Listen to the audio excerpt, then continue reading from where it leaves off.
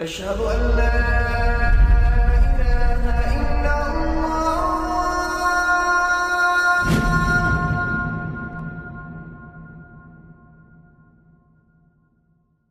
Raindrops media পরিবেশিত audio lecture series সিরাহ। এই সিরিজে আলোচিত হবে পৃথিবীর বুকে শ্রেষ্ঠতম মানুষ রাসূলুল্লাহ মুহাম্মদ সাল্লাল্লাহু আলাইহি ওয়াসাল্লামের জীবন কথা। ইন্নাল হামদালিল্লাহ ওয়াসসালাতু ওয়াসসালামু আলা রাসূলিল্লাহ ওয়া আলা আলিহি ওয়া আসহাবিহি ওয়া সাল্লামা তাসলিমান কাসীরান মাজিদান ইলা ইয়াউমিদ্দিন, আম্মা বা'দ। আজকের পর্বে আমরা অবস্থান করছি বদরের ময়দানে। দুই বাহিনী প্রস্তুত, তারা মুখোমুখি অবস্থান করছে।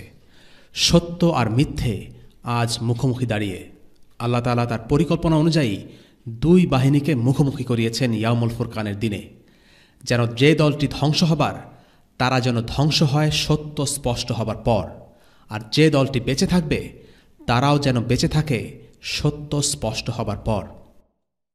আগের পর্বে আমরা বিস্তারিত আলোচনা করেছিলাম কুরাইশদের সবচেয়ে বড় বাণিজ্যিক কাফেলার আক্রমণের সূত্র ধরে কিভাবে দুই বাহিনী বদরের প্রান্তরে যুদ্ধ করার জন্য মুখোমুখি হয়েছে। তবে এখানে একটি বিষয় বোঝা জরুরি, আর তা হল স্রেফ কাফেলা আক্রমণ আর সেই আক্রমণের প্রতিশোধ আর পাল্টা জবাব দেওয়ার জন্যই কেবল বদরের যুদ্ধ হয়েছে এমনটি নয়। কাফেলা আক্রমণের এই ঘটনাকে আমরা বদরের যুদ্ধের অনুঘটক বা উপলক্ষ ধরতে পারি। সত্যিকার অর্থে বদর ছিল সত্য আর মিথ্যার মধ্যে যুদ্ধ।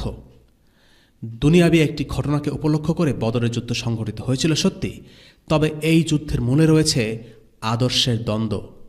এই দ্বন্দ্ব হচ্ছে তাওহীদ বনাম শিরকের দ্বন্দ্ব। যেদিন আল্লাহ রাসূল সাল্লাল্লাহু আলাইহি ওয়াসাল্লাম নবুয়ত প্রাপ্ত হলেন, সেদিনই বদর যুদ্ধের বীজ মাটিতে বপন করা হয়েছে। বাকি আর যা কিছু হয়েছে তার সবই হল এই নবুয়তের বার্তাকে স্বীকার করে যারা মুসলিম হয়েছে এবং অস্বীকার করে যারা কাফির হয়েছে তাদের মধ্যকার বিরোধ। কাজে আমাদের মনে রাখতে হবে, বদরে যেই দুই বাহিনী মুখোমুখি হয়েছে তারা আসলে মুখোমুখি হয়েছে হক আর বাতিলের দাবিতে। দুনিয়াবি অর্থকড়ি এখানে মুখ্য ছিল না। এবার চলুন ঘুরে আসা যাক বদরের ময়দান থেকে। মুসলিম শিবিরে এই যুদ্ধের ব্যাপারে সবার মধ্যে আগে থেকেই একটা ইতিবাচক মনোভাব কাজ করছিল। আগের দিন তারা প্রশান্তির ঘুম দিয়েছেন। তাদের মধ্যে কোনো উদ্বেগ, কোনো উৎকণ্ঠা নেই, বরং একটি নিশ্চিন্ত এবং উৎফুল্ল মেজাজ বিরাজ করছিল।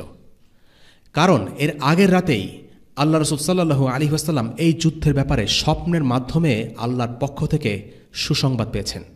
তাই সাহাবীদের মনে শুরু থেকেই এই প্রত্যাশা ছিল যে এই সকালেই আল্লাহ তাআলা যেই অঙ্গীকার তাদের করেছেন তার প্রমাণ তারা দেখতে পাবেন।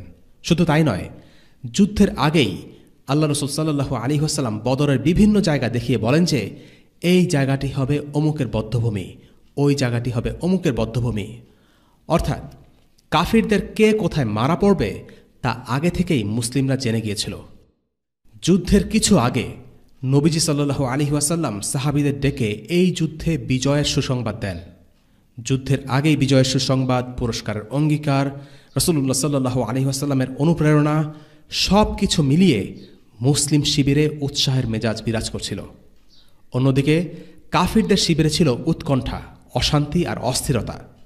আগের পর্বে আমরা আলোচনা করেছিলাম যুদ্ধের ময়দানে পৌঁছানোর পরেও কুরাইশ শিবির ছিল বিভক্তি আর অনৈক্যে জর্জরিত। উতবা ইবনে রাবিয়ার কথা আমরা আলোচনা করেছিলাম, যে কিনা যুদ্ধের আগ মুহূর্ত পর্যন্ত কুরাইশদের বোঝাচ্ছিল যে কুরাইশদের কেন ফিরে যাওয়া উচিত। তার যুক্তি ছিল, মুসলিমদের মধ্যে যারা আছে তারা কুরাইশদেরই বাবা, ভাই অথবা সন্তান। এদের বিরুদ্ধে যুদ্ধ করে হাত রক্তাক্ত না করে কাজটা বরং অন্যান্য আরব গোত্রের উপর ছেড়ে দেয় ভালো। যদি তারা মুসলিমদের সাথে জিতে যায় তবে কুরাইশদের হাত এই রক্তারক্তি থেকে বেঁচে গেল, আর যদি মুসলিমরা জিতে যায় তবে কুরাইশদেরই লাভ, কারণ নবীজি সাল্লাল্লাহু আলাইহি ওয়াসাল্লাম ছিলেন একজন কুরাইশি। কিন্তু তার এই যুক্তি হালে পানি পেল না। আবু জাহেলের যুদ্ধোন্মাদনার জোশের সামনে প্রত্যেকে তাদের হুঁশ হারিয়ে ফেলল।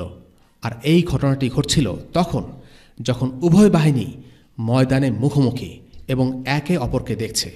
যুদ্ধের ঠিক আগ মুহূর্তেও যখন যুদ্ধে যাওয়ার ব্যাপারে দ্বিমত হয়, তখন আমরা আঁচ করতে পারি কুরাইশ মুশরিক বাহিনীর অন্তরের অবস্থা আসলে কতটা বিভক্ত আর দুর্বল অবস্থায় ছিল। যে কোনো যুদ্ধে সৈনিকদের উদ্দীপনা আর উৎসাহ ধরে রাখা খুবই গুরুত্বপূর্ণ একটা ব্যাপার। এতটাই গুরুত্বপূর্ণ যে সৈনিকদের মনোভাব যদি খুবই ইতিবাচক হয় তাহলে সেটা তাদের সামরিক শক্তিমত্তায় কোনো দুর্বলতা থাকলেও সৈনিকরা সেটাকে স্রেফ মনোবলের জোরে কাটিয়ে উঠতে পারে। যুদ্ধক্ষেত্রে তাই শক্তি সামর্থ্য থেকেও মনোবল দৃঢ় থাকাটা বেশি জরুরি। যদি মনোবল না থাকে তবে সামরিক শক্তি কোনোই কাজে আসে না।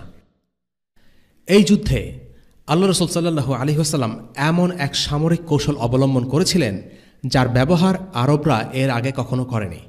আল্লাহ রাসূল সাল্লাল্লাহু আলাইহি ওয়াসাল্লাম এই যুদ্ধে সারিবদ্ধ আক্রমণের পদ্ধতি প্রয়োগ করেন।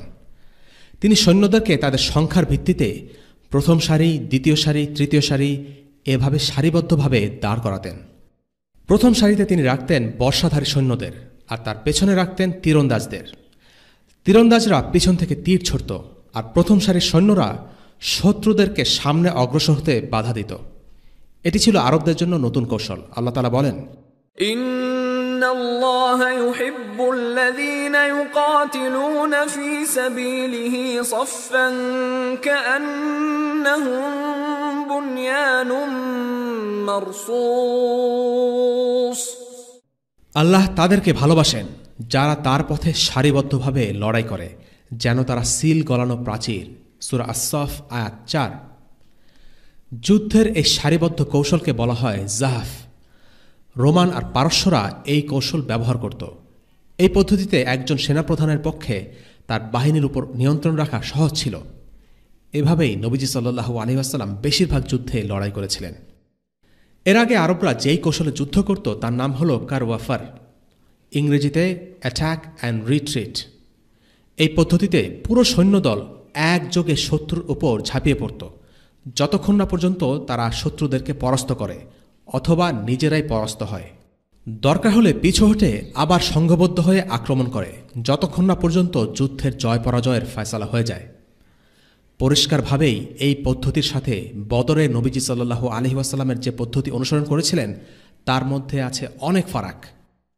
জাহফ অর্থাৎ সারিবদ্ধভাবে যুদ্ধ করার সময় যেই সুবিধাটা মুসলিমরা পাচ্ছিল সেটা হলো শত্রুদের পক্ষ থেকে কোনো হামলা এলে প্রথম সারি অর্থাৎ বর্শাধারী সৈনিকরা সেই হামলাকে হটিয়ে দিতেন, আর একই সাথে পেছনের সারি থেকে তীরন্দাজ সৈনিকরা তীর ছুড়তেন শত্রুদের দিকে।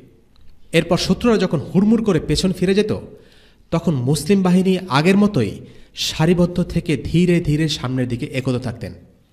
এই পদ্ধতিতে বিশৃঙ্খলা কম হতো। শত্রুদের আক্রমণের সামনে ছত্রভঙ্গ না হয়ে মুসলিমরা শক্ত প্রাচীরের মতো অবস্থান নিতে পারতেন, তাই ক্ষয়ক্ষতি হতো কম। আরবদের জন্য এটা ছিল একটা নতুন অভিজ্ঞতা। মুসলিমদের সাথে যুদ্ধ করতে এসে তারা এই কৌশল দেখে ভয় পেয়ে যেত এবং মনস্তাত্ত্বিকভাবে তারা দুর্বল হয়ে পড়ত। রাসূলুল্লাহ সাল্লাল্লাহু আলাইহি ওয়াসাল্লাম কোনো মিলিটারি একাডেমিতে পড়াশোনা করেননি, কিন্তু পুরো সিরাত জুড়ে আমরা দেখি তিনি যুগান্তকারী কিছু সামরিক পন্থা অবলম্বন করেছেন, যেগুলো দেখে শত্রুরা হকচকিয়ে যেত। তিনি মিলিটারি স্ট্র্যাটেজিতে নতুন নতুন আইডিয়া গ্রহণ করেছেন এবং সাহাবীদের থেকে তিনি মতামত গ্রহণ করতেন। পরবর্তীতে এরকম আরও কিছু উদাহরণ আসবে ইনশাআল্লাহ। যাই হোক, রাসূলুল্লাহ সাল্লাল্লাহু আলাইহি ওয়াসাল্লাম যখন সৈনিকদের সারি সোজা করছিলেন তখন একটা অদ্ভুত ঘটনা ঘটে। ঘটনাটা ঘটেছিল যুদ্ধ শুরু হওয়ার কিছুক্ষণ আগে। রাসূলুল্লাহর হাতে একটি তীর। তিনি যুদ্ধে সেনাদের সারি সোজা করছেন। তিনি এমনভাবে সৈনিকদের সারি সোজা করে সাজাতেন যেন মনে হতো তিনি সৈনিকদের সারি নয় বরং সালাতের জন্য কাতার সোজা করছেন, অর্থাৎ একদম সোজা রাখতেন। সারিতে দাঁড়ানো এক সৈন্যের নাম ছিল সাওয়াদ বিন গাজিয়া রাদিয়াল্লাহু আনহু। তিনি তার সারি থেকে একটু সামনে এগিয়েছিলেন। রাসূলুল্লাহ তার পেটে আস্তে করে তীর দিয়ে একটা খোঁচা দিয়ে তাকে সারির ভেতরে ঠেলে দিলেন। সাওয়াদ বললেন, হে আল্লাহর রাসূল, আপনি আমাকে আঘাত করেছেন। আল্লাহ আপনাকে সত্য আর ইনসাফ সহকারে পাঠিয়েছেন। আমি এই ঘটনার বদলা নিতে চাই। এটা ছিল যুদ্ধের কিছুক্ষণ আগের ঘটনা। এক যোদ্ধা রাসূলুল্লাহকে বলছে সে বদলা নিতে চায়। রাসূলুল্লাহ সাল্লাল্লাহু আলাইহি ওয়াসাল্লাম তার পেট উন্মুক্ত করে দিয়ে বললেন, বদলা নেবে? নাও। রাসূল সাল্লাল্লাহু আলাইহি ওয়াসাল্লাম রাগ করলেন না, সাওয়াদকে জেলে বন্দী করতেও বললেন না। তিনি ইনসাফ করতে চাইলেন, তাই সাওয়াদকে বললেন, বদলা নাও। পৃথিবীর আর কোনো মিলিটারি কমান্ডার এভাবে সুবিচার প্রতিষ্ঠা করবে আমরা এমনটা কল্পনাও করতে পারি না। কিন্তু যাকে নিয়ে আমাদের এই সিরিজ, তিনি হলেন আল্লাহর পক্ষ থেকে প্রেরিত রাসূল মুহাম্মদ সাল্লাল্লাহু আলাইহি ওয়াসাল্লাম। তিনি এসেছেন ছোট বড় সমস্ত বিষয়ে ইনসাফ প্রতিষ্ঠা করতে। যেহেতু তার পক্ষ থেকে ভুলে সাওয়াদের পেটে খোঁচা লেগেছে, তাই তিনিও তার পেট উন্মুক্ত করে দিলেন যেন সাওয়াদ উপযুক্ত বদলা নিতে পারেন। সাওয়াদ বদলা নিলেন বটে, এ এক অদ্ভুত বদলা, যেভাবে আর কেউ কখনো বদলা নেয়নি, নেবেও না। সবাইকে অবাক করে দিয়ে সাওয়াদ এগিয়ে গিয়ে রাসূলুল্লাহ সাল্লাল্লাহু আলাইহি ওয়াসাল্লামকে জড়িয়ে ধরে পেটে চুমু খেলেন। এটাই ছিল তার বদলা।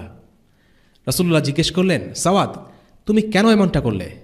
সাওয়াদ জবাব দিলেন, হে আল্লাহর রাসূল, আপনি দেখতেই পাচ্ছেন কি হতে চলেছে। আমার জীবনের শেষ স্পর্শ আমি আপনার সাথে চেয়েছি আল্লাহর রাসূল। সাওয়াদ রাদিয়াল্লাহু আনহু আশঙ্কা করছিলেন তিনি এই যুদ্ধে নিহত হবেন। সাহাবীদের জন্য বদরের আগে সেই মুহূর্তগুলো ছিল শঙ্কা দিয়ে ঘেরা। তারা জানতেন না বাঁচবেন কি মরবেন। তারা দাঁড়িয়েছিলেন মৃত্যুর সামনে। রাসূলুল্লাহর জন্য তাদের ভালোবাসা ছিল প্রচণ্ড, তাই শেষবারের মতো সাওয়াদ রাসূলুল্লাহ সাল্লাল্লাহু আলাইহি ওয়াসাল্লামের শরীরের স্পর্শ পেতে চেয়েছিলেন। নবীজি তার সাহাবী সাওয়াদকে ইচ্ছা করে আঘাত দেননি, সাওয়াদ তা ভালো করে জানতেন। কিন্তু তিনি এই সুযোগকে কাজে লাগিয়েছেন যেন রাসূলুল্লাহ সাল্লাল্লাহু আলাইহি ওয়াসাল্লামকে জড়িয়ে ধরে চুমু খেতে পারেন। মুসলিমরা এভাবে ভাবতেন না যে রাসূলুল্লাহ সাল্লাল্লাহু আলাইহি ওয়াসাল্লামের কারণে আজকে তাদের বিপদ, তারা মৃত্যুর সম্মুখীন।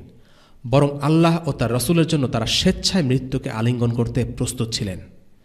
রাসূলুল্লাহ সাল্লাল্লাহু আলাইহি ওয়াসাল্লাম সাওয়াদের জন্য দোয়া করলেন। সাওয়াদ যেভাবে রাসূলুল্লাহকে ভালোবেসেছেন সেটাই সত্যিকারের ভালোবাসা, কবিতা কিংবা নাশিদ নয়। রাসূলুল্লাহর জন্য সত্যিকারের ভালোবাসা হলো তার জন্য, তার সম্মানের জন্য, তার আনিত দ্বীনের জন্য নিজের জীবনকে মৃত্যুর মুখে ঠেলে দিতে দ্বিধা না করা, নিজের জান, মাল, পরিবার, টাকা পয়সা, সন্তান সন্ততি, মেধা সব কিছুকে কুরবানি করে দেওয়া। রাসূলুল্লাহকে ভালোবাসা মানে তার দ্বীনকে ভালোবাসা, তার শরিয়া ও সুন্নাহকে ভালোবাসা, তার সব কিছুকে ভালোবাসা। রাসূলুল্লাহ সাল্লাল্লাহু আলাইহি ওয়াসাল্লাম তার বাহিনী সাজালেন, লড়াইয়ের স্থান বাছাই করলেন, তার সঙ্গীদের সাথে পরামর্শ করলেন, একে একে সমস্ত প্রস্তুতি গ্রহণ করলেন। এরপর আবু বকর রাদিয়াল্লাহু আনহু এবং সাআদ ইবনে মুআয রাদিয়াল্লাহু আনহুর সাথে ফিরে গেলেন তার তাঁবুতে। জাগতিক সকল প্রস্তুতি নেওয়া শেষে এরপর তিনি আল্লাহ আযজা ওয়া জাল্লার উপর ভরসা করে দোয়া করলেন। এটিই হলো তাওয়াক্কুল। রাসূলুল্লাহ সাল্লাল্লাহু আলাইহি ওয়াসাল্লাম এক পাশে গিয়ে দুই হাত উপরে তুলে দীর্ঘ সময় ধরে আল্লাহর কাছে দোয়া করলেন। তিনি খুব গভীরভাবে আল্লাহর কাছে দোয়া করলেন। তিনি বললেন, আল্লাহুম্মা আনশুদুকা আহদাকা ওয়া আদাক, আল্লাহুম্মা ইন শি'তা লাম তু'বাদ বা'দাল ইয়াউমি আবাদা। অর্থাৎ, হে আল্লাহ, তুমি আমার সাথে যে ওয়াদা করেছ তা পূরণ করো। আমি তোমার কাছে প্রতিশ্রুত সাহায্যের আবেদন করছি। তা না হলে আজকের পরে দুনিয়ার বুকে তোমার ইবাদত করার মতো আর কেউ অবশিষ্ট থাকবে না। আজকের মতো কোটি কোটি মুসলিম সেই দিন ছিল না। মুসলিমদের সংখ্যা ছিল সেদিন এতই অল্প যে যদি যুদ্ধে তারা নিহত হতো তাহলে আল্লাহর ইবাদত করার মতো আর কেউ থাকত না। রাসূলুল্লাহ সাল্লাল্লাহু আলাইহি ওয়াসাল্লাম আল্লাহর কাছে দোয়া করেই যাচ্ছিলেন। এক সময় তার শরীর থেকে চাদর খুলে পড়ে গেল। রাসূলুল্লাহর ব্যাকুলতা দেখে আবু বকরের খুব খারাপ লাগলো। তিনি বললেন, অনেক তো হলো আল্লাহ রাসূল। আবু বকর বলতে চাচ্ছিলেন যে কেন আল্লাহ রাসূল নিজেকে ক্লান্ত করে তুলছেন যখন আল্লাহ তাকে সাহায্যের ওয়াদা ইতোমধ্যেই করেছেন। আবু বকর ছিলেন নরম মনের মানুষ। রাসূলুল্লাহর আবেগ তাকে খুব স্পর্শ করত। সুহাইলি এই ঘটনার উপর মন্তব্য করেন যে এই সময়টায় আল্লাহ রাসূল সাল্লাল্লাহু আলাইহি ওয়াসাল্লাম ছিলেন খৌফ অর্থাৎ ভয়ের মাকামে। অন্যদিকে আবু বকর রাদিয়াল্লাহু আনহু সেই মুহূর্তে ছিলেন রজা বা আশার মাকামে। ভয় এবং আশা এই দুটোই আল্লাহর ইবাদতের অন্তর্ভুক্ত এবং আল্লাহ তাআলাকে সঠিকভাবে ইবাদত করার জন্য দুটি থাকা প্রয়োজন। এই ঘটনার পর রাসূলুল্লাহ সাল্লাল্লাহু আলাইহি ওয়াসাল্লাম বেশ উৎফুল্ল ভাব নিয়ে বাইরে গেলেন এবং সূরা আল কামারের দুটি আয়াত তেলাওয়াত করলেন। সায়ুহজামুল জামউ ওয়া ইউওয়াল্লুনা আদ-দুবুর বাল আস-সাআতু মাও'ইদুহুম ওয়াস-সাআতু আদহা ওয়া আমর। সংঘবদ্ধ দলটি শীঘ্রই পরাজিত হবে এবং পিঠ দেখিয়ে পালাবে, বরং কিয়ামত তাদের প্রতিশ্রুত সময়, আর কিয়ামত অতি ভয়ঙ্কর ও তিক্ততর। সূরা আল কমার আয়াত ৪৫ এবং ৪৬। এই আয়াতের মাধ্যমে আল্লাহ তাআলা রাসূলুল্লাহ সাল্লাল্লাহু আলাইহি ওয়াসাল্লামের দীর্ঘ দোয়ার পর তাকে বিজয়ের সুসংবাদ দেন। আল্লাহ রাসূল সাল্লাল্লাহু আলাইহি ওয়াসাল্লামের এই দোয়ার কথা আল্লাহ তাআলা কোরআনেই উল্লেখ করেছেন। তিনি বলেন, إذ تستغيثون ربكم فاستجاب لكم أني ممدكم بألف من الملائكة مردفين। আর স্মরণ করো যখন তোমরা তোমাদের রবের নিকট কাতর কণ্ঠে ফরিয়াদ করছিলে, তখন তিনি তোমাদের ডাকে সাড়া দিয়েছিলেন যে নিশ্চয়ই আমি তোমাদেরকে পরপর আগমনকারী 1000 ফেরেশতা দ্বারা সাহায্য করছি। সূরা আনফাল আয়াত 9। আল্লাহ সুবহানাহু ওয়া তাআলা রাসূলুল্লাহ সাল্লাল্লাহু আলাইহি ওয়াসাল্লামকে জানিয়ে দিলেন তিনি 1000 ফেরেশতা পাঠাবেন। কাফিরদের সাথে লড়তে একজন ফেরেশতাই যথেষ্ট। জিবরিল আলাইহিস সালাম তার পাখার সরু প্রান্ত দিয়েই পুরো লূত জাতিকে ধ্বংস করে দিয়েছিলেন। তারপরেও আল্লাহ তাআলা 1000 ফেরেশতা পাঠানোর ওয়াদা করেছেন, কারণ তিনি চেয়েছেন আল্লাহ রাসূলের মনে স্বস্তি এনে দিতে। এখানে সংখ্যা আসল কথা নয়, আসল কথা হলো রাসূলুল্লাহ সাল্লাল্লাহু আলাইহি ওয়াসাল্লামের মনের প্রশান্তি।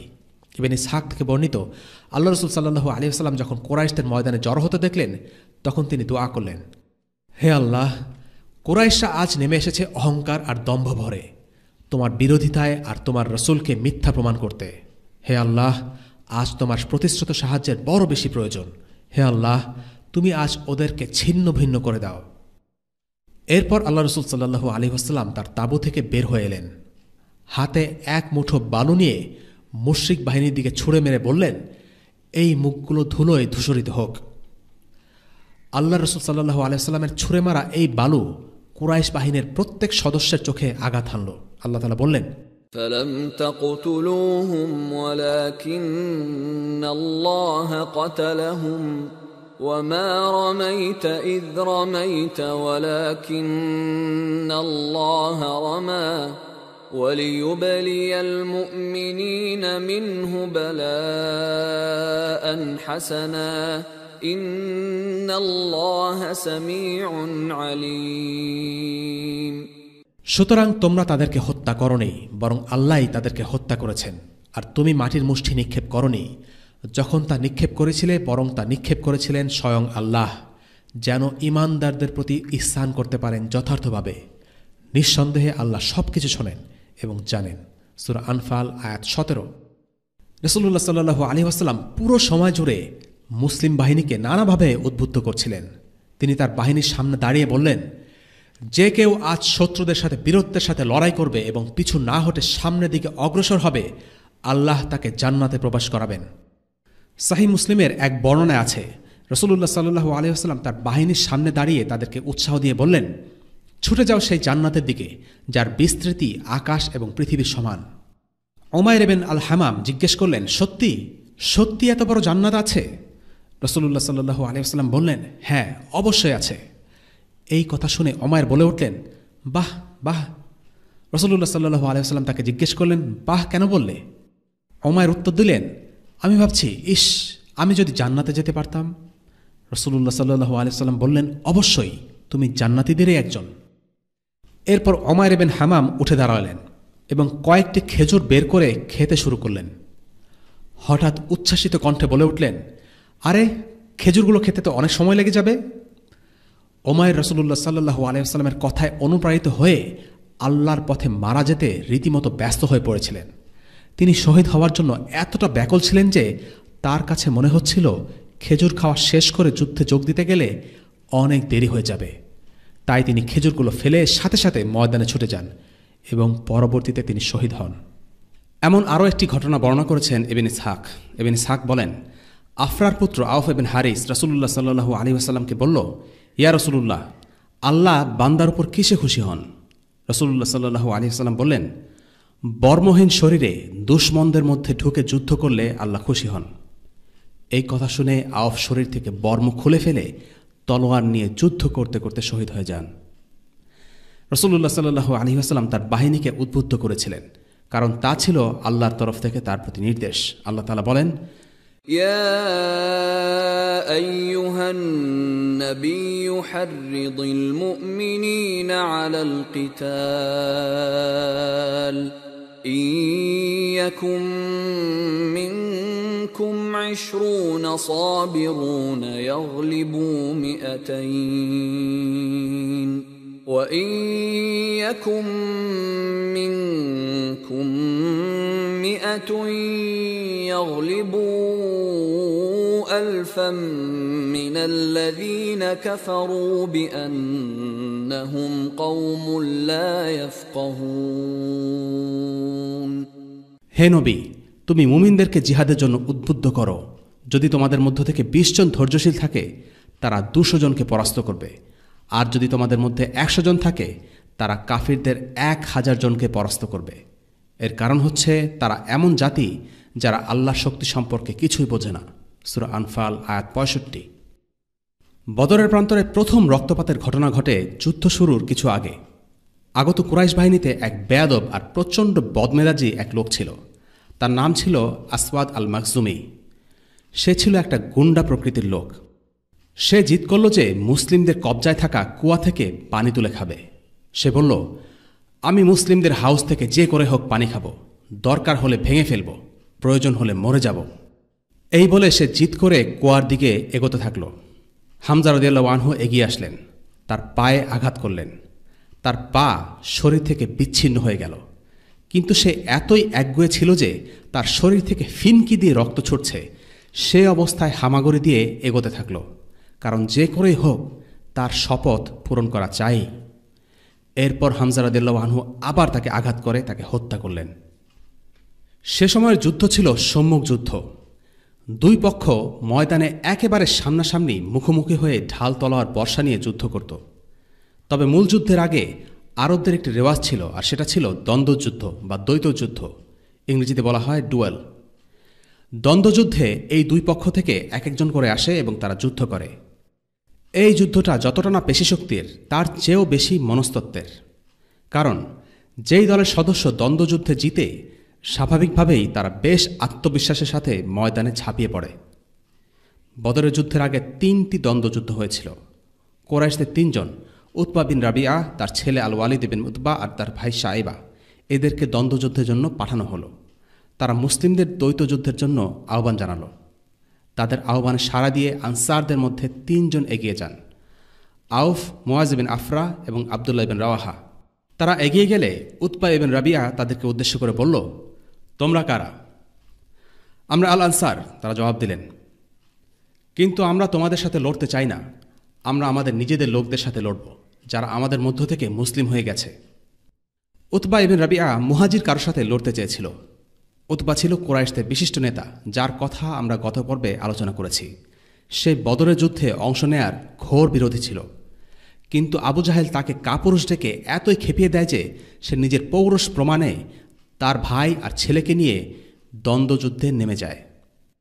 দ্বন্দ্বযুদ্ধের আহ্বানে সাড়া দিতে গিয়ে আনসাররা এগিয়ে গেলেও রাসূলুল্লাহ সাল্লাল্লাহু আলাইহি ওয়াসাল্লাম চাচ্ছিলেন দ্বৈত যুদ্ধে আনসাররা অংশ না নিক। তিনি চাচ্ছিলেন তার নিজের আত্মীয় এবং পরিবারের মধ্য থেকে কেউ লড়তে এগিয়ে যাক, কেননা এটাই ছিল মুশরিক আর মুসলিমদের মধ্যকার প্রথম সম্মুখ যুদ্ধ। এর আগে যদিও বিচ্ছিন্ন সংঘর্ষ হয়েছিল, কিন্তু এটি ছিল একটি সত্যিকারের যুদ্ধ, মুখোমুখি যুদ্ধ। রাসূলুল্লাহ তাই আনসারদেরকে ফেরত পাঠিয়ে 3 জন মুহাজিরকে বাছাই করলেন। বললেন, হামজা, উবাইদা এবং আলী, তোমরা ওঠো। এরা 3 জনেই রাসূলুল্লাহ সাল্লাল্লাহু আলাইহি ওয়াসাল্লামের আত্মীয়। হামজা ছিলেন রাসূলুল্লাহ চাচা এবং আলী এবং উবাইদা ইবন হারিস, এই 2 জন ছিলেন রাসূলুল্লাহ সাল্লাল্লাহু আলাইহি ওয়াসাল্লামের চাচাতো ভাই। ইচ্ছে করেই নবীজি সাল্লাল্লাহু আলাইহি ওয়াসাল্লাম নিজের আত্মীয়দের দ্বৈত যুদ্ধে পাঠানোর সিদ্ধান্ত নিলেন। তারা 3 জন দ্বন্দ্বযুদ্ধে কুরাইশদের জবাব দিতে এগিয়ে যান। এই 3 জনের মাঝে বয়োজ্যেষ্ঠ ছিলেন ওবাইদা, তাই তিনি লড়লেন উতবা ইবন রাবিয়ার সাথে।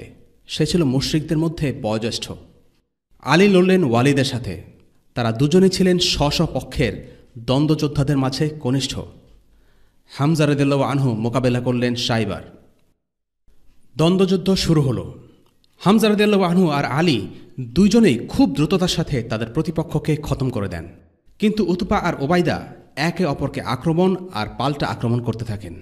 দুজন দুজনকে আঘাত করেন এবং দুজনেই আহত হয়ে মাটিতে পড়ে যান। তখন আলী এবং হামজা এসে উতবার উপর ঝাঁপিয়ে পড়ে তাকে মেরে ফেলেন। আহত ওবাইদাকে রাসূলুল্লাহর কাছে নিয়ে আসা হলো। রাসূলুল্লাহ সাল্লাল্লাহু আলাইহি ওয়াসাল্লাম তার উরুতে ওবাইদার মাথা রেখে তাকে সম্মান করলেন। রাসূলুল্লাহ সাল্লাল্লাহু আলাইহি ওয়াসাল্লামের চাচা আবু তালেব বলেছিলেন, আমরা আমাদের স্ত্রী সন্তানদের কথা ভুলে যাব, কিন্তু মৃত্যু পর্যন্ত রাসূলুল্লাহর খেদমত করে যাব, কখনো ভুলব না। রাসূলুল্লাহর কোলে শুয়ে আবু উবাইদা রাদিয়াল্লাহু আনহু বললেন, হায়, যদি আবু তালিব দেখতে পেত যে আমি তার কথা রেখেছি। উবাইদা ইবন হারিস রাসূলুল্লাহ সাল্লাল্লাহু আলাইহি ওয়াসাল্লামের জন্য তার জীবন দিয়ে দিয়েছিলেন। রাসূলুল্লাহ সাল্লাল্লাহু আলাইহি ওয়াসাল্লাম বললেন, আমি সাক্ষ্য দিচ্ছি যে তুমি একজন শহীদ। বদরের প্রান্তরের সেই দ্বৈত যুদ্ধের ব্যাপারে আল্লাহ তাআলা আয়াত নাজিল করেন। هذان خصمان اختصموا في ربهم فالذين كفروا قطعت لهم ثياب من نار يصب من فوق رؤوسهم الحميم يصهر به ما في بطونهم والجلود ولهم مقامع من حديد كلما أرادوا أن يخرجوا منها من غم أعيدوا فيها وذوقوا عذاب الحريق إن الله يدخل الذين آمنوا وعملوا الصالحات جنات تجري من تحتها الأنهار يحلون فيها من أساور من ذهب ولؤلؤا ولباسهم فيها حرير وهدوا إلى الطيب من القول وهدوا إلى صراط الحميد এরা দুটি বিবাদমান পক্ষ, যারা তাদের রব সম্পর্কে বিতর্ক করে। যারা কুফর করে তাদের জন্য আগুনের পোশাক প্রস্তুত করা হয়েছে, তাদের মাথার উপর থেকে ঢেলে দেওয়া হবে ফুটন্ত পানি, ফলে তাদের পেটে যা আছে তা এবং তাদের চামড়া গলে বের হয়ে যাবে। তাদের জন্য আছে লোহার হাতুড়ি, তারা যখনই যন্ত্রণায় অতিষ্ঠ হয়ে জাহান্নাম থেকে বের হতে চাইবে তখনই তাদেরকে তাতে ফিরিয়ে দেওয়া হবে, বলা হবে দহন যন্ত্রণা আস্বাদন করো। যারা ঈমান এনেছে এবং ভালো কাজ করেছে আল্লাহ তাদেরকে প্রবেশ করাবেন এমন জান্নাতে যার তলদেশ দিয়ে নদী প্রবাহিত। সেখানে তাদেরকে সোনার কাকন আর মুক্তা দ্বারা অলঙ্কৃত করা হবে, তাদের পোশাক হবে রেশমের। তারা পথ প্রদর্শিত হয়েছিল সত্য বাক্যের দিকে এবং পরিচালিত হয়েছিল প্রশংসিত আল্লাহর পথে। সূরা হাজ আয়াত 19-24। দ্বৈত যুদ্ধে হেরে গিয়ে কুরাইশরা রাগে ক্ষোভে অন্ধ হয়ে যায়। তারা মুসলিমদের দিকে এগিয়ে আসতে শুরু করে। সবাই একযোগে মুসলিম বাহিনীর উপর আক্রমণ শুরু করে। অন্যদিকে মুসলিম বাহিনী ছিল তাদের পরিকল্পনায় অটল। তারা কুরাইশ বাহিনীকে একযোগে আক্রমণ করতে দেখে মোটেও ভীত হলেন না, বরং পূর্ব কৌশল অনুযায়ী সারিবদ্ধ থেকে শত্রুদের দিকে তীর ছুঁড়ে মারলেন। রাসূলুল্লাহ সাল্লাল্লাহু আলাইহি ওয়াসাল্লাম তার বাহিনীকে নির্দেশ দিলেন যে শত্রুরা কাছে না আসা পর্যন্ত যেন তারা আক্রমণ না করে। তিনি তাদের আদেশ করলেন, তোমরা তোমাদের তরবারি বের করো না যতক্ষণ না পর্যন্ত তারা তোমাদের নিকটে আসে। এর একটু পরেই আল্লাহ রাসূল সাল্লাল্লাহু আলাইহি ওয়াসাল্লাম তাদেরকে আদেশ করলেন যে তারা যেন কুরাইশ মুশরিকদের উপর পাল্টা হামলা চালায়। তিনি প্রতি মুহূর্তে তাদের উৎসাহ দিয়ে যাচ্ছিলেন। যখনই মুসলিমরা নবীজির মুখে সূরা কামারের আয়াত সাইয়ুহজামুল জামউ ওয়া ইউআল্লুনা দুবুর শুনছিলেন তখনই তারা খুব উৎসাহ বোধ করছিলেন। আয়াতের অর্থ হচ্ছে এই দল তো শীঘ্রই পরাজিত হবে এবং পৃষ্ঠ প্রদর্শন করবে। আমরা গত পর্বে উল্লেখ করেছিলাম যুদ্ধের আগের দিনে স্বপ্নে আল্লাহ রাসূল সাল্লাল্লাহু আলাইহি ওয়াসাল্লামকে শত্রুদের সংখ্যা কমিয়ে দেখানো হয়েছিল। আল্লাহ তাআলা বলেন, إذ يريكهم الله في منامك قليلا ولو أراكهم كثيرا لفشلتم ولتنازعتم في الأمر ولكن الله سلم إنه عليم بذات الصدور স্মরণ করো আল্লাহ তোমাকে স্বপ্নের মাধ্যমে তাদের সংখ্যাকে অল্প করে দেখিয়েছিলেন। যদি তিনি তাদের সংখ্যাকে তোমার নিকট বেশি করে দেখাতেন তাহলে তোমরা অবশ্যই সাহস হারিয়ে ফেলতে আর যুদ্ধের বিষয় নিয়ে অবশ্যই ঝগড়া শুরু করে দিতে। কিন্তু আল্লাহই তোমাদেরকে রক্ষা করেছিলেন। অন্তরে যা আছে সে সম্পর্কে তিনি খুবই ভালোভাবে অবহিত। সূরা আনফাল আয়াত 43। এই আয়াতের অর্থ হচ্ছে যখন আল্লাহ রাসূল সাল্লাল্লাহু আলাইহি ওয়াসাল্লাম তার সাহাবীদের শত্রু সংখ্যা সম্পর্কে ধারণা দিলেন তখন তারা তাদের অন্তরে আরও দৃঢ়তা আর সাহস পেলেন।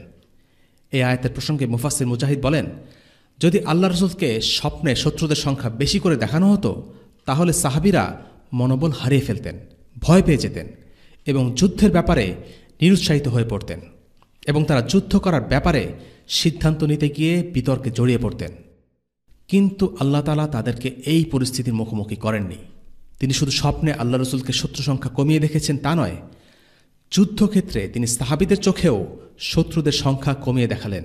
আল্লাহ তাআলা বলেন, وَإِذْ يُرِيكُمُوهُمْ إِذِ الْتَقَيْتُمْ فِي أَعْيُنِكُمْ قَلِيلًا وَيُقَلِّلُكُمْ فِي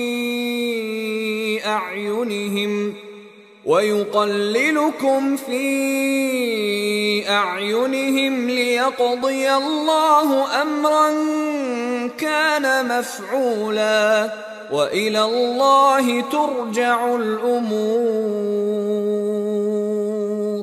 আর যখন তোমরা মুখোমুখি হয়েছিলে, তিনি তোমাদের চোখে তাদেরকে স্বল্প দেখিয়েছিলেন এবং তাদের চোখেও তোমাদেরকে স্বল্প দেখিয়েছিলেন, যাতে আল্লাহ সম্পন্ন করেন এমন কাজ যা হবারই ছিল, এবং আল্লাহর দিকেই সকল বিষয় ফেরানো হবে। সূরা আনফাল আয়াত ৪৪।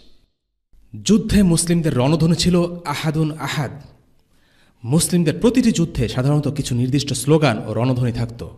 পুরো যুদ্ধ জুড়ে তারা সেগুলো আবৃত্তি করত। অন্যদিকে যুদ্ধ শুরুর পর মুশরিকরা মুসলিমদের তাদের সংখ্যার দ্বিগুণ দেখতে লাগল।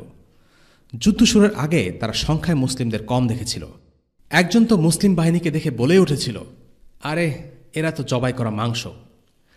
কিন্তু যখন যুদ্ধ শুরু হলো, তখন তারা মুসলিমদের দেখল তারা যেন সংখ্যায় দ্বিগুণ। অর্থাৎ মুশরিকরা ছিল ১,০০০, কিন্তু তাদের মনে হচ্ছিল মুসলিমরা ২,০০০। সেটা দেখে তাদের মনোবল আরও ভেঙে পড়ে। قد كان لكم آية في فئتين التقتا فئة تقاتل في سبيل الله وأخرى كافرة يرونهم مثليهم رأي العين والله يؤيد بنصره من يشاء إن في ذلك لعبرة لأولي الأبصار। তোমাদের জন্য অবশ্যই নিদর্শন আছে সেই দুই দল সৈন্যের মধ্যে যারা পরস্পর প্রতিদ্বন্দ্বী রূপে দাঁড়িয়েছিল। একদল আল্লাহর পথে যুদ্ধ করছিল এবং অপর দল ছিল কাফের। কাফেররা মুসলিমদেরকে প্রকাশ্য চোখে দ্বিগুণ দেখছিল। আল্লাহ যাকে ইচ্ছা স্বীয় সাহায্যের দ্বারা শক্তিশালী করে থাকেন। নিশ্চয়ই এতে দৃষ্টিমানদের জন্য শিক্ষা রয়েছে। সূরা আলে ইমরান আয়াত ১৩। এখানে লক্ষণীয়, আল্লাহ তাআলা একই কাজের মাধ্যমে কিভাবে করে এক পক্ষের জন্য পরিস্থিতি সহজ করেন এবং আরেক পক্ষের জন্য কঠিন করেন। মুসলিম এবং কাফের উভয় পক্ষই যুদ্ধের আগে প্রতিপক্ষকে সংখ্যায় কম দেখেছিল। মুসলিমরা ছিল শক্তিমত্তায় দুর্বল। যখন তারা দেখল কাফেরদের সংখ্যা কম, তখন তাদের মনোবল বেড়ে গেল। অন্যদিকে কাফেররা যখন মুসলিমদের সংখ্যা কম দেখল, তখন তারা অতিরিক্ত আত্মবিশ্বাসী হয়ে উঠল। তারা ভাবছিল এই যুদ্ধে তাদের জেতার সম্ভাবনাই বেশি।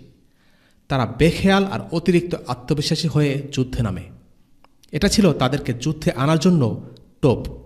কিন্তু যখন তারা মুসলিমদের আসল শক্তি সামর্থ্য সম্পর্কে অনুধাবন করে, ততক্ষণে অনেক দেরি হয়ে গেছে। এই যুদ্ধে আল্লাহ তাআলা আসমান থেকে ফেরেশতাদের প্রেরণ করে মুসলিম বাহিনীকে সাহায্য করেছেন। وَلَقَدْ نَصَرَكُمُ اللَّهُ بِبَدْرٍ وَأَنْتُمْ أَذِلَّةٌ فَاتَّقُوا اللَّهَ لَعَلَّكُمْ تَشْكُرُونَ إِذْ تَقُولُ لِلْمُؤْمِنِينَ أَلَنْ يَكْفِيَكُمْ أَنْ يُمِدَّكُمْ رَبُّكُمْ ب3,000 مِّنَ الْمَلَائِكَةِ مُنْزَلِينَ بَلَى إِن تَصْبِرُوا وَتَتَّقُوا وَيَأْتُوكُم مِّن فَوْرِهِمْ هَذَا يُمْدِدْكُمْ رَبُّكُمْ ب5,000 مِّنَ الْمَلَائِكَةِ مُسَوِّمِينَ وَمَا جَعَلَهُ اللَّهُ إِلَّا بُشْرَى لَكُمْ وَلِتَطْمَئِنَّ قُلُوبُكُم بِهِ وما النصر إلا من عند الله العزيز الحكيم। বস্তুত আল্লাহ বদরের যুদ্ধে তোমাদেরকে সাহায্য করেছেন, অথচ তোমরা ছিলে দুর্বল। কাজেই আল্লাহকে ভয় করতে থাকো, যাতে তোমরা কৃতজ্ঞ হতে পারো। স্মরণ করুন, আপনি যখন বলতে লাগলেন মুমিনদেরকে, তোমাদের জন্য কি যথেষ্ট নয় যে তোমাদের সাহায্যার্থে তোমাদের পালনকর্তা আসমান থেকে অবতীর্ণ ৩,০০০ ফেরেশতা পাঠাবেন? অবশ্য তোমরা যদি ধৈর্য ধারণ করো এবং আল্লাহকে স্মরণ করো এবং শত্রুপক্ষ হঠাৎ তোমাদের উপর চড়া হয়, তাহলে তোমাদের রব প্রয়োজনে ৫,০০০ চিহ্নিত ফেরেশতা পাঠিয়ে তোমাদেরকে সাহায্য করবেন। আসলে এই সংখ্যাটা বলে আল্লাহ তাআলা তোমাদের জন্য একটি সুসংবাদ দিয়েছেন, যাতে তোমাদের মন প্রশান্ত ও আশ্বস্ত হতে পারে। আর সাহায্য ও বিজয় সে তো পরাক্রান্ত মহাজ্ঞানী আল্লাহর পক্ষ থেকে আসে। সূরা আলে ইমরান আয়াত ১২৩ থেকে ১২৬। মুসলিমদের বিজয়ের জন্য ফেরেশতা পাঠানোর প্রয়োজন ছিল না। আল্লাহ চাইলে ফেরেশতা না পাঠিয়েও মুসলিমদের বিজয়ী করতে পারতেন, কিন্তু তবুও আল্লাহ তাআলা ফেরেশতা পাঠিয়েছেন মুসলিমদের স্বস্তি প্রদান করার জন্য, তাদেরকে বিজয়ের সুসংবাদ দিতে। এই যুদ্ধে সেদিন নেমেছিলেন স্বয়ং জিবরিল। ফেরেশতারা ছিলেন সাদা রঙের পাগড়ি পরিহিত, শুধু জিবরিল পরেছিলেন হলুদ পাগড়ি, যেন তাকে আলাদা করা সহজ হয়। তিনি ছিলেন সেদিন ফেরেশতা বাহিনীর নেতা। যুদ্ধে এক মুসলিম প্রবল বেগে এক কাফিরকে ধাওয়া করছিল। ধাওয়া করতে করতে হঠাৎ সে মাথার উপরে চাবুকের সাপাং সাপাং আওয়াজ শুনতে পায়। তার কাছে মনে হলো কেউ একজন ঘোড়ার উপর থেকে বলছে, চল চল হাইজুম চল। এরপর সে মাথা ঘুরিয়ে দেখল তার সামনেই সে কাফির মাটিতে পড়ে আছে, তার নাক থেতলে গেছে এবং চাবুকের আঘাতে তার মুখ 2 ভাগ হয়ে গেছে। এটি ছিল আগুনের একটি আঘাত। সেই আনসারী সাহাবী রাসূলুল্লাহ সাল্লাল্লাহু আলাইহি ওয়াসাল্লামের কাছে বিষয়টি জানালেন। রাসূলুল্লাহ সাল্লাল্লাহু আলাইহি ওয়াসাল্লাম বললেন, তুমি সত্য বলছ, এটি ছিল 3য় আসমানের সাহায্য। অর্থাৎ এটি ছিলেন একজন মালাইকা, তিনি হাইজুম নামক ঘোড়ায় আরোহণ করছিলেন। গিফারি গোত্রের এক লোক তার নিজ মুখে বর্ণনা করেছে সেদিনের আসমানি সাহায্যের কথা। আমি আর আমার চাচাতো ভাই বদরের সেই দিন সেখানে উপস্থিত ছিলাম। আমরা তখন মুশরিক ছিলাম। আমরা একটি পাহাড়ের চূড়ায় বসে যুদ্ধ শুরুর অপেক্ষা করছি। সেখানে বসে দেখছি কে এই যুদ্ধে জয়লাভ করে। এক পর্যায়ে এক টুকরো মেঘ এগিয়ে আসলো। মেঘটি পাহাড়ের কাছাকাছি আসার পর আমরা ঘোড়ার ছুটাছুটির আওয়াজ শুনতে পেলাম। সেই সাথে আরও একটি আওয়াজ শুনতে পেলাম, উক্তিম হাইজুম। আমার বন্ধু ঘটনাস্থলেই ভয় পেয়ে হৃদযন্ত্র বন্ধ হয়ে মারা যায়। আমিও ভয়ে প্রায় জ্ঞান হারিয়ে ফেলেছিলাম, তবে পরে সুস্থ হয়ে উঠি। আবু দাউদ মাজুনি বলেন, আমি আমার সামনের এক মুশরিককে ধাওয়া করছিলাম। হঠাৎ দেখি আমি তাকে মারার আগেই তার মাথা শরীর থেকে মাটিতে পড়ে গেল। আমি বুঝতে পারলাম তাকে অন্য কেউ হত্যা করেছে। আনাস বিন মালিক রাদিয়াল্লাহু আনহু বলেন, লাশগুলো দেখে বোঝা যাচ্ছিল যে কারা ফেরেশতাদের হাতে মরেছে আর কারা আমাদের তলোয়ারের আঘাতে মরেছে।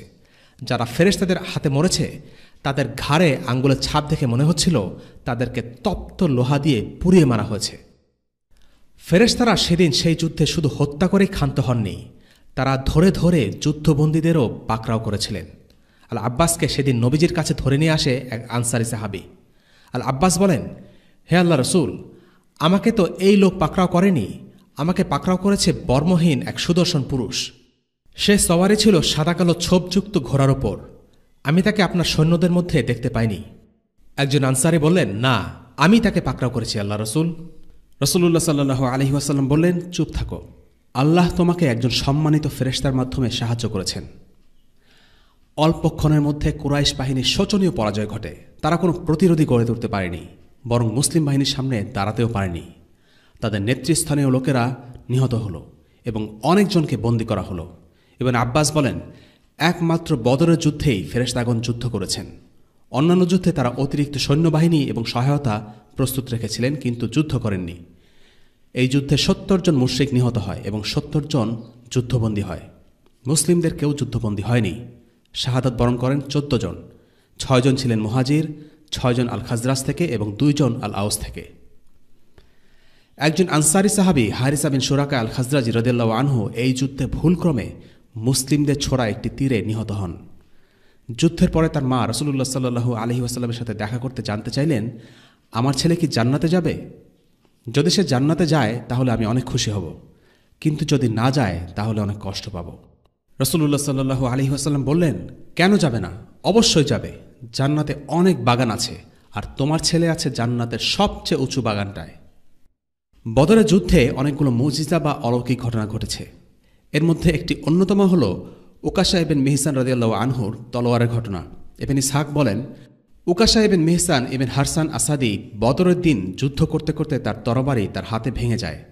তখন তিনি রাসূলুল্লাহ সাল্লাল্লাহু আলাইহি ওয়াসাল্লামের কাছে এসে চলে আসলে তিনি তাকে একটি গাছের শেকড় ধরিয়ে দিয়ে বললেন, যাও এটি নিয়ে যুদ্ধ করো।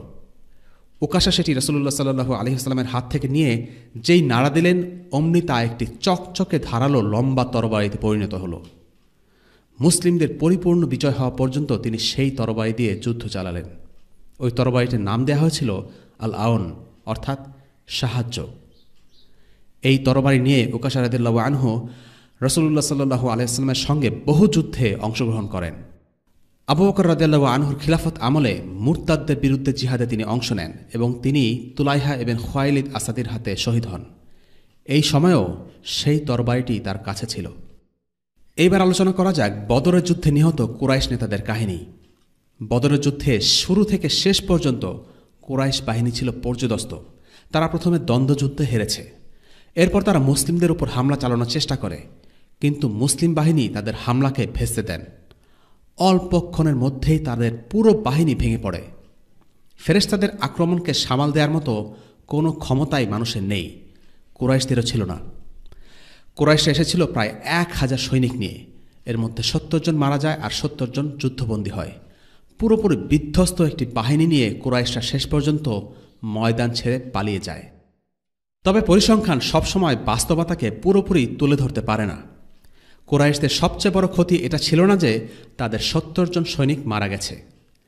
1000 সদস্য বিশিষ্ট একটি বাহিনীর 70 জন যদি মারা যায় আর 70 জন যদি যুদ্ধবন্দী হয়, তবে নিঃসন্দেহে সেটা একটা বিরাট ক্ষতি। তবে কুরাইশদের সবচেয়ে বড় ক্ষতি ছিল এই যুদ্ধে তাদের প্রথম সারির নেতৃবৃন্দের প্রত্যেকে নিহত হওয়া। যুদ্ধক্ষেত্র বা রাজনীতিতে একজন নেতার জীবনের দাম সৈনিক বা কর্মীর জীবনের চাইতে অনেক বেশি, কারণ তারা বাকিদের নেতৃত্ব দেয়, পরিচালনা করে এবং পরিকল্পনা করে। বদরের যুদ্ধে কুরাইশদের সিনিয়র নেতৃবৃন্দের মৃত্যু কুরাইশদের কোমর ভেঙে দেয়। তাদের মৃত্যুর পর দ্বিতীয় সারির নেতারা মক্কার ক্ষমতা লাভ করে, কিন্তু তারা প্রথম সারির নেতাদের মতো এতটা শক্তিশালী এবং চৌকস ছিল না। বদরে মুশরিকদের যে ক্ষতি হয়েছিল, সেই ক্ষতি তারা আর কখনো কাটিয়ে উঠতে পারেনি। কাজে এবার আলোচনা করা যাক কুরাইশদের প্রথম সারির সেসব নেতাদের কাহিনী, যারা এতকাল ধরে ইসলামের বিরুদ্ধে যুদ্ধে নেতৃত্ব দিয়ে এসেছে। এদের মধ্যে প্রথম যে নামটি আসে সে আর কেউ নয়, সে হচ্ছে আবু জাহেল। আজকের পর্বে আমরা শুধু তার কাহিনী আলোচনা করে শেষ করব। পরবর্তী পর্বে বাকিদের কথা আলোচনা করা হবে ইনশাআল্লাহ। আবু জাহেল হচ্ছে এই মুসলিম উম্মতের ফিরআউন। আল্লাহ রাসূল সাল্লাল্লাহু আলাইহি ওয়াসাল্লাম তাকে এই উম্মতের ফিরআউন হিসাবে অভিহিত করেছেন। তার নিহত হবার কাহিনী আমরা জানতে পারি আব্দুর রহমান ইবনে আউফ রাদিয়াল্লাহু আনহুর কাছ থেকে। তিনি বলেন, বদরের সেই দিনে আমি দাঁড়িয়ে আছি, ডানে আর বামে তাকিয়ে দেখি 2 কম বয়সী আনসারি ছেলে। মনে মনে ভাবলাম, এরা না থেকে শক্তপোক্ত লোক থাকলে কত ভালো হতো। এদের একজন আমাকে গুঁতো দিয়ে বলল, চাচা আপনি আবু জাহেলকে চেনেন? আমি বললাম, হ্যাঁ চিনি, কিন্তু তোমার তাকে দিয়ে কী কাজ? সে বলল, আমি শুনেছি সে আল্লাহ রসুলকে গালাগাল করত। সেই সত্তার শপথ যার হাতে আমার প্রাণ, আমি যদি তাকে দেখি হয়তো আমি মরব, নয়তো সে মরবে। আমি অবাক হয়ে গেলাম, এত ছোট ছেলেটা কি বলছে। তখন আরেক পাশে ছেলেটা আমাকে গুঁতো দিয়ে ঠিক একই রকম কথা বলল। আর তার একটু পরেই আমি আবু জাহেলকে দেখতে পেলাম। সে তার লোকদের মধ্যে বাহনে চড়ছে। আমি তাদেরকে বললাম, এই দেখো, এই হচ্ছে সেই লোক যাকে তোমরা খুঁজছ। তারা সাথে সাথে ক্ষিপ্র গতিতে তাদের তরবারে নিয়ে দৌড়ে গেল, আর 2 জন মিলে প্রতিযোগিতা করছিল কে আগে আবু জাহেলকে মারতে পারবে। এরপর তারা দুজনেই তাকে আঘাত করল এবং আবু জাহেল তাদের হাতে মারা গেল। এরপর তারা গেল নবীজির কাছে। নবীজিকে তারা জানালো কি হয়েছে। নবীজি সাল্লাল্লাহু আলাইহি ওয়াসাল্লাম জানতে চাইলেন, তোমাদের মধ্যে কে তাকে হত্যা করেছে? দুজনেই বলে উঠল, আমি হত্যা করেছি। রাসূলুল্লাহ সাল্লাল্লাহু আলাইহি ওয়াসাল্লাম তখন জিজ্ঞেস করলেন, তোমরা কি তোমাদের তরবারিগুলো পরিষ্কার করে ফেলেছ? তারা বলল, না। এরপর নবীজি সাল্লাল্লাহু আলাইহি ওয়াসাল্লাম তাদের দুজনের তরবারি পরীক্ষা করে দেখলেন আর বললেন, তোমরা দুজনেই তাকে হত্যা করেছ। তার বর্শা আর ঢাল এগুলো পাবে মুআজ ইবনে আমর। এই কম বয়স্ক দুটি ছেলের একজন হল মুআজ ইবনে আমর এবং আরেকজন হল মুআজ ইবনে আফরা। আল্লাহ রাসূল সাল্লাল্লাহু আলাইহি ওয়াসাল্লাম মুআজ ইবনে আমরকে আবু জাহেলের বর্ষা আর ঢাল দিয়েছেন, কারণ মুআজ ইবনে আমরের আঘাতটাই ছিল প্রাণঘাতী আঘাত। ইসলাম ফিকহ অনুসারে জিহাদের ময়দানে একজন মানুষকে যদি অনেকজন মিলেও হত্যা করে, তবে সবচেয়ে মারাত্মক আঘাতটি যে করেছে সেই নিহত লোকটির সাথে থাকা সম্পদ গনিমত হিসেবে লাভ করবে। তবে আল্লাহ রাসূল সাল্লাল্লাহু আলাইহি ওয়াসাল্লাম এখানে বলেছেন, তোমরা দুজনেই তাকে হত্যা করেছ। এর কারণ হলো তিনি মুআজ ইবনে আফরাকেও সান্ত্বনা দিয়েছেন, কেননা আবু জাহেলকে হত্যা করায় তারও অবদান ছিল। মুআজ ইবনে আফরা এই বদরের যুদ্ধেই কিছুক্ষণ পরে শহীদ হয়ে যান, আর মুআজ ইবনে আমর উসমান রাদিয়াল্লাহু আনহুর খেলাফত পর্যন্ত বেঁচে ছিলেন রাদিয়াল্লাহু আনহুম। এই হত্যাকাণ্ডে মুআজ ইবনে আমরের সাহসিকতার একটি ঘটনা আমরা জানতে পারি ইবনে কাসিরের আল বিদায়া ওয়ান নিহায়া গ্রন্থে। যখন আবু জাহেলের সাথে এই দুজনের মারামারি চলছিল, তখন মুআজ মারামারির এক পর্যায়ে আবু জাহেলকে আক্রমণ করে তার পা ভেঙে দিতে সক্ষম হয়। আবু জাহেলের ছেলে ইকরিমা সেটা দেখতে পেয়ে দ্রুত এসে মুআজ ইবনে আমরের হাতে কোপ দেয়। সেই কোপে তার হাত শরীর থেকে প্রায় বিচ্ছিন্ন হয়ে ঝুলতে থাকে। কাটা হাত নিয়ে যুদ্ধ করতে মুআজের অসুবিধা হচ্ছিল, তাই সে কাটা হাতে পা রেখে টান দিয়ে শরীর থেকে পুরোপুরি আলাদা করে আবার যুদ্ধে মনোযোগ দেয়। কাটা হাত, ব্যথা, বেদনা, কষ্ট কোনো কিছুই সাহাবীদেরকে জিহাদ থেকে দূরে সরিয়ে রাখতে পারেনি।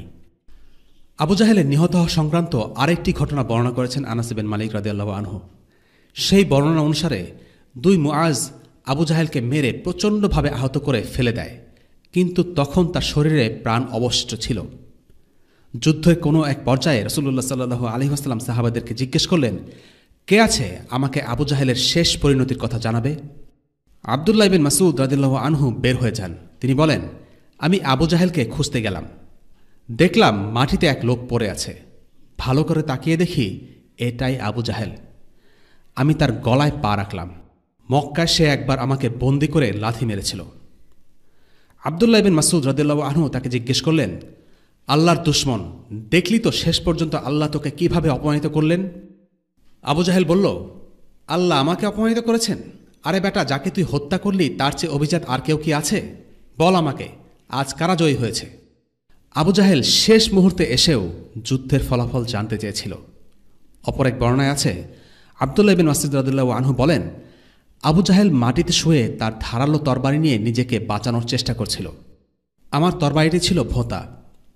আমি আবু জাহেলের হাতে আঘাত করে তার তরবারি ফেলে দিলাম আর তার বুকের উপর পা দিয়ে দাঁড়ালাম। আবু জাহেল আমাকে বলল, ওরে বকরির রাখাল, তুই তো দেখি বহুত উঁচু জায়গায় উঠে গেছিস। এই কথার মাধ্যমে সে নিজেকে খুব অভিজাত আর আব্দুল্লাহ ইবনে মাসউদকে নিচু হিসেবে দেখাতে চাচ্ছিল। মৃত্যুর পূর্ব মুহূর্তেও আবু জাহেল তার ঔদ্ধত্য দেখিয়ে চলছিল।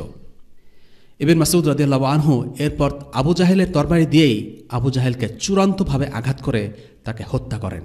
তিনি বলেন, এরপর আমি তার মাথা কেটে নিয়ে সেটি আল্লাহ রাসূলের কাছে নিয়ে গেলাম। আমার খুব খুশি লাগছিল, কারণ আমি আবু জাহেলের মাথা আল্লাহ রাসূলের কাছে নিয়ে যাচ্ছি। আনন্দে আমি যেন হাওয়ায় ভাসতে থাকলাম। ইবনে মাসউদ রাদিয়াল্লাহু আনহু আবু জাহেলের কাটা মাথা নিয়ে রাসূলুল্লাহ সাল্লাল্লাহু আলাইহি ওয়াসাল্লামের কাছে হাজির হলেন। হে আল্লাহর রাসূল, এই হলো আল্লাহর দুশমনের মাথা। রাসূলুল্লাহ সাল্লাল্লাহু আলাইহি ওয়াসাল্লাম খুশিতে আত্মহারা হলেন। সত্যিই? ইবনে মাসউদ বললেন, জি আল্লাহর রাসূল। রাসূলুল্লাহ সাল্লাল্লাহু আলাইহি ওয়াসাল্লাম তাকে দেখে বললেন, আলহামদুলিল্লাহ, আল্লাহ তোকে অপমানিত করেছেন, তুই আল্লাহর শত্রু। প্রত্যেক উম্মতের একজন ফিরআউন আছে, আর এ হচ্ছে এই উম্মতের ফিরআউন। আবু জাহেলকে হত্যা করতে আল্লাহ বেছে নিয়েছেন আনসারদের দুই কিশোর এবং আব্দুল্লাহ ইবনে মাসউদ রাদিয়াল্লাহু আনহুকে। আব্দুল্লাহ ইবনে মাসউদকে আবু জাহেল অপদস্থ করত। তিনি ছিলেন খুবই পাতলা গড়নের। একদিন তিনি খেজুর গাছে উঠে বসেছিলেন। বাতাস বইছিল আর তিনি কেঁপে উঠছিলেন। তার সরু সরু পা দেখে সাহাবারা হেসে দিলেন। রাসূলুল্লাহ সাল্লাল্লাহু আলাইহি ওয়াসাল্লাম তখন বললেন, তোমরা কি এ কারণে হাসছ যে তার পা খুবই সরু? আল্লাহর কসম, কিয়ামতের দিনে এই পা দুটো মিজানে উহুদ পাহাড়ের চেয়েও ভারী হবে। কে কত পেশিবহুল বা শক্তিশালী সেটাই সবকিছু নয়। আব্দুল্লাহ ইবনে মাসউদ ছিলেন খুবই হালকা পাতলা, মক্কার নিচু গোত্রের একজন সদস্য, দাসীর সন্তান। তিনি ছিলেন মক্কার সেই মুসলিমদের একজন যারা সবচেয়ে বেশি অত্যাচারিত হয়েছিলেন। কিন্তু তাকে দিয়েই আল্লাহ কুরাইশদের সবচেয়ে অভিজাত, প্রভাবশালী, জাদরেল আর নিষ্ঠুর নেতাকে হত্যা করিয়েছেন। আবু জাহেলের মতো লোক মরলেও এমন কারো কাছে মরতে চাইবে যার মান মর্যাদা তার কাছাকাছি, কিন্তু আল্লাহ তাআলা এমন কিছু মানুষকে দিয়ে তাকে হত্যা করিয়েছেন যারা আবু জাহেলের চোখে ছিল নিতান্তই তুচ্ছ। আবু জাহেলের জন্য বিষয়টা ছিল অপমানজনক, আর এই অপমানেই তার মতো উদ্ধত লোকের প্রাপ্য ছিল। তাকে প্রথমে ধরাশয়ী করেছে এমন দুইজন যাদের হয়তো ময়দানে যুদ্ধ করার তেমন অভিজ্ঞতাও ছিল না, এবং শেষ ফিনিশিংটি দিয়েছেন আবদুল্লাহ ইবনে মাসউদ রাদিয়াল্লাহু আনহু, যিনি ছিলেন একজন মজলুম, দুর্বল মুসলিম। ইবনে মাসউদ আবু জাহেলের বুকের উপর দাঁড়িয়ে তাকে শাসিয়েছেন, তাকে অপমান করেছেন, কুরাইশদের পরাজয়ের সংবাদ জানিয়ে দিয়েছেন এবং সব শেষে হত্যা করেছেন। আবু জাহেলের জন্য এর থেকে অপমান আর লজ্জার কি হতে পারে? যাকে সে এতকাল তুচ্ছ আর নীচ মনে করত, সেই আবদুল্লাহ ইবনে মাসউদ আজ তার বুকের উপর দাঁড়িয়ে। আবু জাহেলের জীবনের শেষ মুহূর্ত ছিল অপমান আর লাঞ্ছনার। ইবনে কাসির রাহিমাহুল্লাহ আবু জাহেলের মৃত্যু সম্পর্কে বলেন, আবু জাহেলের মৃত্যু হয়েছিল আনসারী এক যুবকের হাতে। এরপর আবদুল্লাহ ইবনে মাসউদ তার বুকের উপর পা দিয়ে দাঁড়ান। এর মাধ্যমে আল্লাহ মুমিনদের অন্তরে প্রশান্তি দিয়েছেন। আবু জাহেলের স্বাভাবিক মৃত্যু হতে পারত, ছাদধসে কিংবা বজ্রপাতে, কিন্তু লাঞ্ছনার মাধ্যমে তার মৃত্যু হওয়ায় ঈমানদারদের অন্তর বেশি প্রশান্তি লাভ করেছে। قاتلوهم يعذبهم الله بأيديكم ويخزهم وينصركم عليهم ويشف صدور قوم مؤمنين ويذهب غيظ قلوبهم ويتوب الله على من يشاء والله عليم حكيم। যুদ্ধ করো ওদের সাথে, আল্লাহ তোমাদের হাতে তাদের শাস্তি দেবেন, তাদের লাঞ্ছিত করবেন, তাদের বিরুদ্ধে তোমাদের জয়ী করবেন এবং মুসলিমদের অন্তরসমূহ শান্ত করবেন আর দূর করবেন তাদের মনের ক্ষোভ। আর আল্লাহ যার প্রতি ইচ্ছা ক্ষমাশীল হবেন। আল্লাহ সর্বজ্ঞ, প্রজ্ঞাময়। সূরা আত-তাওবা আয়াত 14 এবং 15। এখানে প্রতিশোধের ব্যাপারটি জড়িত। মুসলিমরা দীর্ঘদিন ধরে মক্কার কুরাইশদের হাতে অত্যাচারিত হয়েছিল, তাই আল্লাহ মুমিনদের হাতে কাফিরদেরকে শাস্তি দিয়েছেন, যেন তাদের পরিণতি দেখে মুমিনদের অন্তর শান্ত হয় এবং তাদের মনের ক্ষোভ দূর হয়। আজকের পর্ব এ পর্যন্তই। ওয়াসাল্লাল্লাহু আলা সাইয়্যিদিনা মুহাম্মদ ওয়া আলা আলিহি ওয়া আসহাবিহি ওয়া সাল্লাম। আলহামদুলিল্লাহি রাব্বিল আলামিন। আসসালামু আলাইকুম ওয়া রাহমাতুল্লাহি ওয়া বারাকাতুহু। রেইনড্রপস মিডিয়ার অন্যান্য প্রজেক্ট সম্পর্কে জানতে ভিজিট করুন www.raindropsmedia.org অথবা ফেসবুক পেজ www.facebook.com/raindropsmedia অথবা ইউটিউব চ্যানেল www.youtube.com/raindropsmediaorg2015